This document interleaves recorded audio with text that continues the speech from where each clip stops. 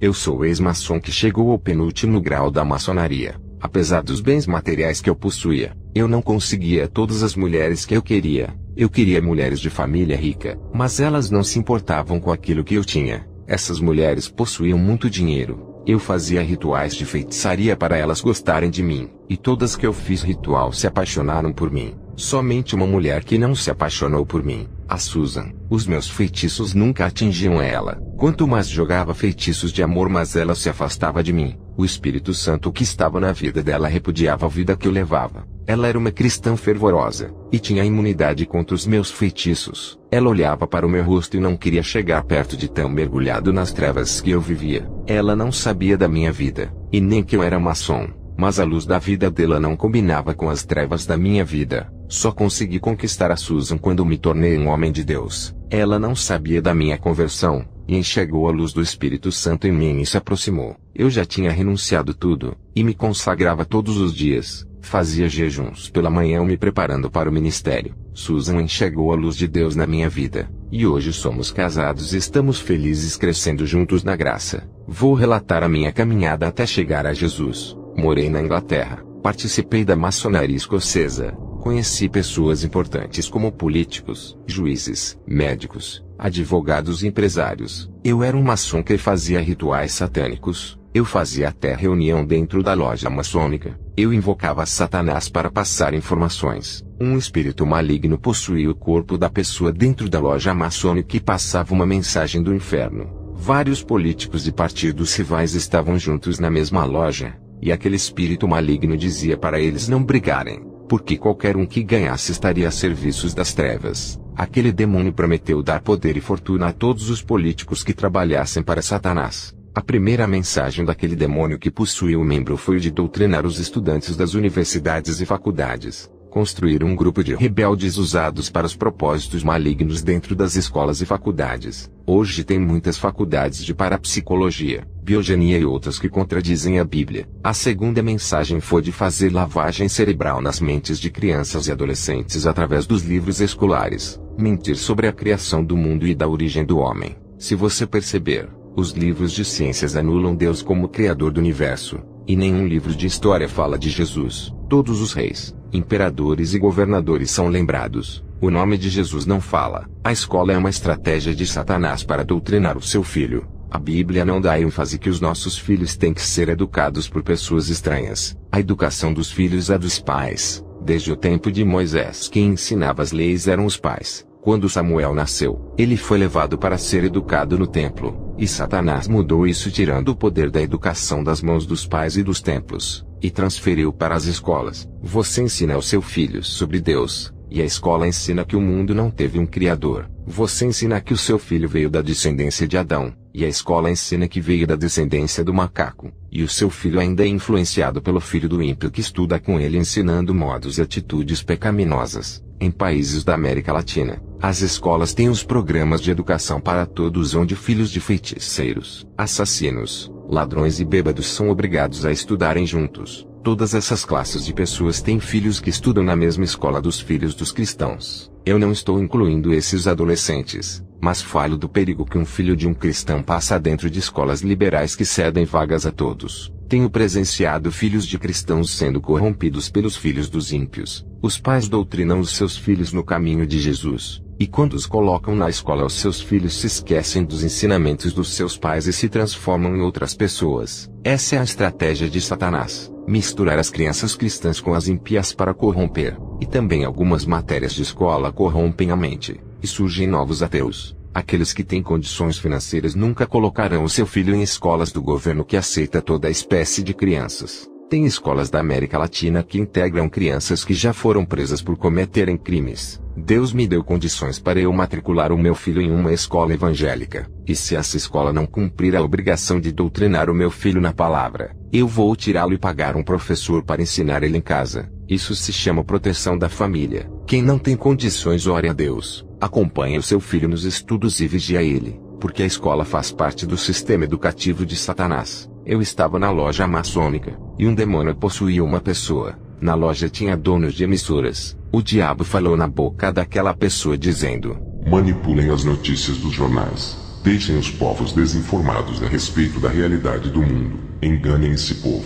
Falem mentiras e formem as opiniões das pessoas. Convençam elas a acreditarem nos jornais. Coloquem jornais criminalistas que falem da crueldade, mortes e roubos. As crianças e adolescentes vão crescer ouvindo esses jornais e vão querer praticar os crimes mais tarde. Até os adultos que assistem esses jornais estão com vários problemas em suas vidas, já estão com muito desgosto das suas situações. Quando eles assistem os jornais criminalistas, são inspirados a fazerem as mesmas coisas. Eles pensam que não tem nada a perder, e pensam em praticarem os mesmos crimes dos jornais. Somos nós quem jogamos pensamentos em suas mentes. Nós os induzimos a fazerem isso quando assistem os nossos jornais. Os crimes no mundo têm aumentado por causa dos jornais. Temos dado várias ideias de como matar uma pessoa. Temos ensinado a esquartejar, esfaquear, atirar, esconder os corpos mortos e enterrar para ocultarem o crime. Tudo isso os nossos jornais ensinam e tem multiplicado no mundo. Temos ensinado o suicídio.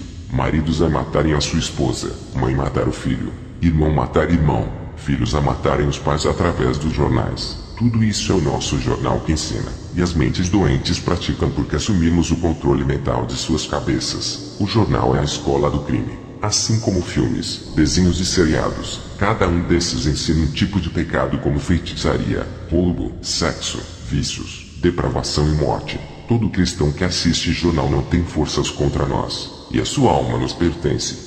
O demônio falou para os donos de revistas famosos que vendem em bancas. Ele disse: fale das modas de roupas para as pessoas comprarem. Falem das nossas invenções. Falem do sexo incentivando para as depravações. Paguem as modelos e atrizes para posarem nuas. Elas serão capas de revistas e símbolos sexuais que incentivarão os homens a comprarem. Quem estava na loja maçônica eram os donos de empresas e fábricas de alimentos. E o demônio disse: façam alimentos contaminados com produtos tóxicos para destruir os órgãos vitais. Fabriquem alimentos cancerígenos e com marcas e símbolos satânicos. Eu aumentarei as suas riquezas. Donos de emissoras de televisão estavam naquela reunião. O demônio pediu para multiplicar os filmes, novelas, seriados, desenhos e programas com sexo, traição, morte, violência, vícios das drogas, homossexualismo e feitiçaria. Em troca, o demônio prometeu aumentar a audiência desses canais. O projeto de Satanás é de destruir toda a humanidade e a igreja através da televisão. Os pastores que fazem programas de televisão são maçons. Eles estavam naquela reunião maçônica. O demônio pediu para esses pastores inventarem novos movimentos sobrenaturais, novos ensinamentos teológicos e novos seminários. Todos ali faziam um pacto de aliança para cumprirem o que Satanás queria. Os pastores recebiam milhões de libras esterlinas da Irmandade para financiarem os projetos satânicos nas igrejas. Eu era amigo desses pastores antes da minha conversão. Esses pastores visitavam igrejas pequenas e ofereciam promessas de fazerem aqueles pastores locais serem famosos e conhecidos. Prometiam fazerem de suas pequenas igrejas megas igrejas. Aqueles pastores da reunião aceitaram a aliança. Eles assinaram um contrato de compromisso e receberam milhões de libras para construírem megas igrejas. Quando as suas igrejas estivessem prontas e cheias de pessoas, eles tinham que arrecadar milhões de libras para pagarem os pastores maçons. Na verdade, o dinheiro era emprestado aos pastores. Eles teriam que trabalhar com a teologia da prosperidade para arrecadarem. Sem esse ensino jamais conseguiriam levantar milhões de libras para pagarem as suas dívidas. Esse grupo de maçons são os financiadores de pequenas igrejas. Eles oferecem livros evangélicos e revistas com seus ensinos para os pastores darem ensinamentos ao povo. Quero dizer aos pastores de pequenas igrejas: não aceitem financiamento da maçonaria. A luz não combina com as trevas. Se vocês fizerem aliança com esses homens, as suas partes será no lago de fogo ardente junto com eles. Eu, quando era maçom, não podia revelar os planos. Eu, como ex-maçom, digo a todos que não revelamos o que somos. Sempre dizemos que somos cristãos e entramos nas igrejas mostrando que vamos ajudar, conseguir títulos de bispos, apóstolos, reverendos e pastores. Isso não é problema para os maçons. Eles têm escolas de teologias e cursos de títulos de cargos. Quando eu estava na maçonaria, o nosso objetivo era o de comprarmos os pastores e colocarmos eles para fazerem programações em rádios. Eu ajudei muitas igrejas pequenas, e em troca eles tinham que ensinar a nossa teologia. Os nossos ensinamentos não falavam contra o pecado e nem incentivavam a se arrependerem para renovarem a aliança com o seu Deus. Financiávamos grandes construções para esses pastores de igrejas pequenas desde que seguissem as nossas diretrizes. Eles não podiam orar para que seu Deus não revelasse as nossas estratégias. Eu tinha uma editora, e fabriquei muitos livros evangélicos cheios de heresias e teologias da prosperidade. Eu pagava aos autores para venderem os seus conhecimentos. Satanás me passou todas as informações necessárias. Em troca ele me enriqueceu. Pode parecer loucura, mas Satanás me propôs uma fortuna em um pacto no cemitério. Ele apareceu para mim como um cowboy e falou comigo. Eu não sabia qual era a sua verdadeira identidade, se era Satã ou outro demônio. Ele se apresentou como Lúcifer. Fizemos um pacto ali mesmo e ele apertou a minha mão. Não era um espírito. Ele disse que uma mala cheia de dinheiro estava na minha casa. Eu corri até em casa e vi uma mala em cima da minha cama. Eu não sei como alguém conseguiu entrar na minha casa e colocar aquela mala cheia de dinheiro ali. E assim eu fiquei rico naquela noite.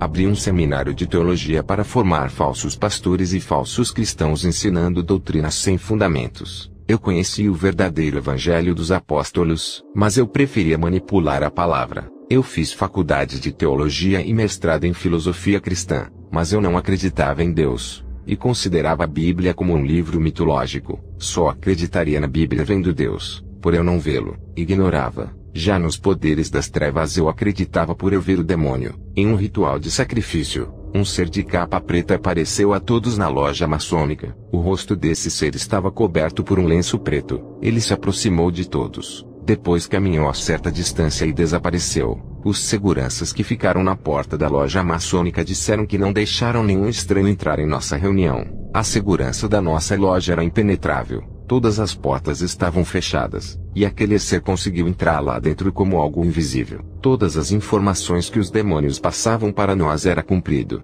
Um demônio que nunca se revelou para ninguém. Ele disse o seu nome somente a mim. O seu nome era Sete Lua Cheia. Ele era o dono de 7 autoridades e me deu todas elas. Fiquei 7 anos fazendo esforço para conseguir as 7 autoridades. Cada ano de sacrifício eu consegui uma dessas autoridades. O primeiro ano que consegui a primeira autoridade foi no ano de 1990. Eu consegui o dom da prosperidade. Todas as pessoas que chegavam a mim eu cobrava um valor da consulta e colocava as minhas mãos sobre ela. Pessoas conseguiram entrar em grandes empresas. Outras se tornaram empresárias. Teve pessoas que subiram de cargos em suas empresas. Um cristão que estava com a sua loja de roupas quase falida me consultou. Em poucos meses a sua loja começou a vender, e o seu lucro aumentou fazendo abrir mais lojas. Ele não cria no Deus que servi e foi procurar o meu. O que ele não sabia é que o seu nome foi escrito no livro do meu mestre. Todas as almas que precisaram dos meus serviços passaram a pertencer ao demônio 7 Luas Cheias. Eu anotava o nome delas e à meia-noite entrava na mata para entregar a lista de nomes. Ele aparecia para mim com uma grande capa preta e nunca mostrou seu rosto.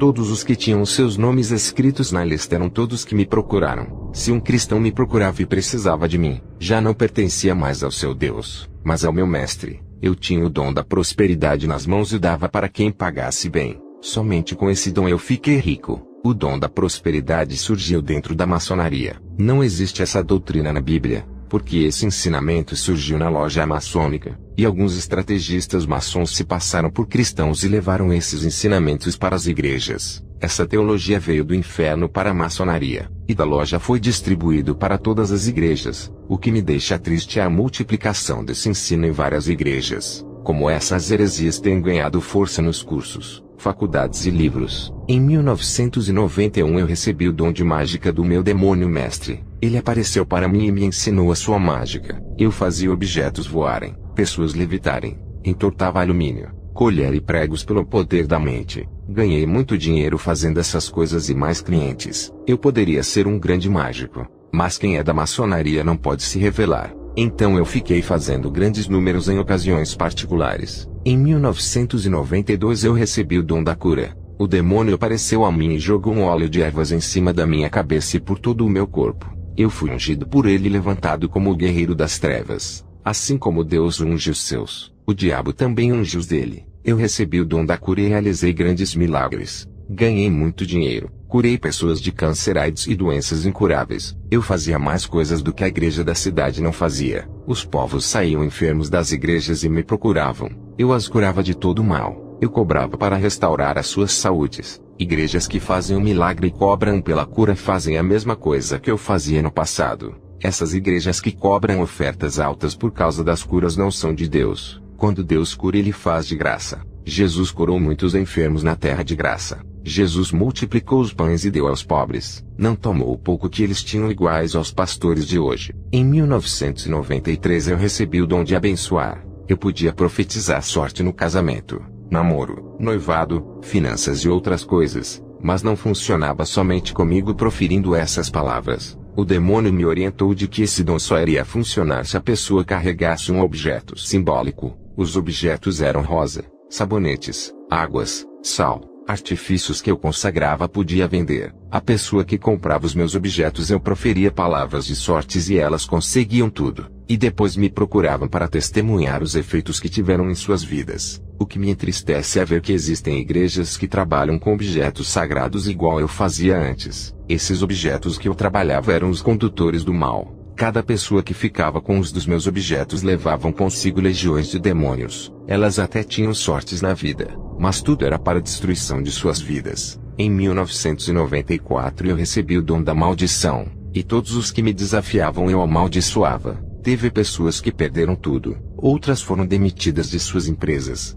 Até cristãos que não tinham o selo do Espírito Santo eram atingidos com a minha maldição. Hoje existem pastores que lançam maldição em suas ovelhas. Em 1995 eu recebi o dom da adivinhação. O demônio apareceu a mim e tocou na minha testa, e a cabeça começou a doer. O demônio disse que o terceiro olho estava aberto na minha testa. Com esse olho na mente eu iria ler o futuro. Depois desse dom eu sabia tudo o que se passava em cada vida. Eu tinha o dom de vidência, e via visões de destruição que o próprio diabo fazia para me enganar. Eu adivinhava até o número do RG de uma pessoa, porque um espírito maligno falava no meu ouvido. Ganhei muito dinheiro com esse engano. Tem pastores que têm o dom de adivinhação e falam que é revelação. Tem o dom de vidência e falam que é a visão de Deus. O dom da vidência você só vê aquilo que o diabo quer. Ele faz ilusões ópticas com falsas imagens produzidas. Eu profetizava e o diabo tinha que cumprir a profecia. Se ele não cumprisse a minha profecia, as pessoas não iriam mais crer em mim. E isso não seria bom para os planos do diabo. Eu era a pessoa que fazia as pessoas acreditarem no maligno. Eu não podia perder o crédito das pessoas para continuar conduzindo elas à escuridão. Em 1996 eu recebi o dom de matar. O diabo apareceu a mim e apertou a minha mão. A pele da minha mão ficou negra. E a partir daquele dia, se uma pessoa me desafiasse, eu lançava uma maldição de morte e acontecia. Eu amaldiçoei um empresário de câncer. Meses depois ele morreu. O demônio ficou no seu umbigo e desenvolveu câncer na bexiga. Esse câncer cresceu e o matou. Um rapaz disse que não acreditava nos meus poderes. Ele era ateu. Eu o amaldiçoei para ele morrer com acidente de carro. Ele estava andando na rua e de repente se jogou na frente de um carro e morreu. O demônio o empurrou para cima do carro. E assim em 7 anos recebi os 7 dons do diabo. Eu e os maçons fundamos algumas seitas desconhecidas que usam o nome de Jesus para confundir o povo. Ninguém dessas seitas servia a Jesus. Ela existe para enganar o povo.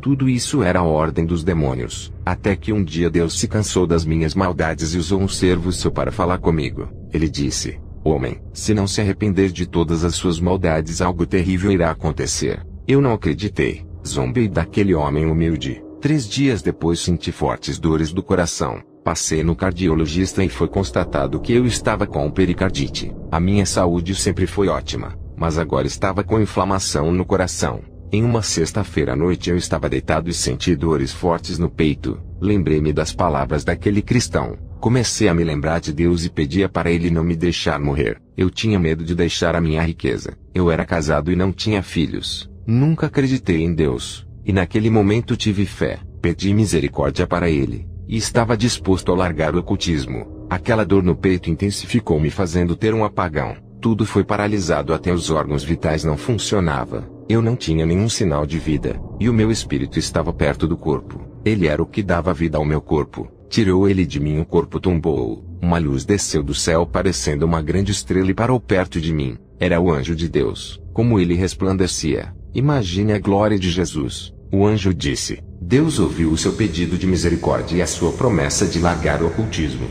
Isso foi no ano de 2015 quando tive esse arrebatamento. O anjo disse: venha comigo. E me conduziu a um caminho largo. Essa estrada tinha muitas cobras. aranhas e bichos mortos. Chegamos a um portão negro e uma frase estava escrito: "Bem-vindo ao inferno". Fiquei arrepiado, pois não sabia que esse lugar existia. Eu pensava que isso existia apenas na mitologia grega e hebraica. Até o céu eu pensava que era folclore grego, os Elísios. O meu medo de morrer consistia em deixar de existir e nunca mais viver. Nunca imaginei que existisse um lugar eterno. Aquele portão se abriu, e um vapor veio em minha direção. Um calor insuportável quase me derreteu. Eu creio que o anjo não permitiu que nenhum dano acontecesse comigo. A sua presença evitou que os efeitos do calor me afligissem. A primeira pessoa que vi no inferno foi Albert Pike, um dos satanistas famosos que também foi da maçonaria. Eu vi o ator Noriyuki Pet Morita sendo atormentado pelos demônios, e também o ator James Avery que sofria no tormento. Os demônios esmagavam eles e arrancavam as suas peles. Eu vi o ator Patrick Swayze também em grande tormento. O fogo o consumia e os demônios os torturavam. Também vi cantores de rock. O baixista Paul Grohe tocava e os seus dedos estouravam. As carnes do seu corpo caíram. Ele tocava eternamente. A mesma coisa acontecia com o guitarrista Gary Moore que passava pelos mesmos sofrimentos. Que terrível situação esses cantores e tocadores passam. Eu vi o cantor Joey Ramone que cantava até as cordas vocais estourarem. Ele já não tinha mais voz. Apenas um apito saía da sua boca. Esse processo será assim eternamente. Fui para outra sessão, e vi os demônios fazendo reuniões sobre a política. Eles queriam colocar no poder para governar os políticos que fizeram pacto com eles. Os demônios usam homens ricos e poderosos do mundo para controlarem todos os seus planos. Esses homens de grande influência política obedecem às ordens desses demônios. Vocês que são cristãos e desejam entrar na política não façam isso. Os demônios estão no poder. Os demônios têm usado os políticos para legalizar o aborto, casamento gay, liberação das drogas e outras aberrações. Tudo no inferno é planejado em reuniões para destruir a humanidade. Embora a Bíblia diga que Deus instituiu as autoridades governamentais e que os poderes desses governantes foram dados por Deus para governar o povo, muitos têm usado os seus poderes e influências dadas por Deus para trabalharem para as trevas e oprimirem o povo. Deus deu autoridade para os políticos, mas eles a quem escolhem se vão usar para o bem ou para o mal. Muitos se vendem para o diabo através dos pactos. Satanás é o príncipe desse mundo e dá o seu reino para quem ele quer, pois o mundo já é do maligno. Alimentos que deixam o homem e a mulher estéril. Eu vi uma química que estava sendo injetada nos alimentos que afetava os hormônios deixando estéril. No inferno observei multidões de evangélicos. Eu nunca vi tanto cristão. A primeira classe de evangélicos que o anjo me mostrou era dos cristãos que não tinham autodomínio. Eles não tinham regras de vida e seduziam mulheres casadas. Esses cristãos eram maliciosos e seduziam as mulheres da igreja.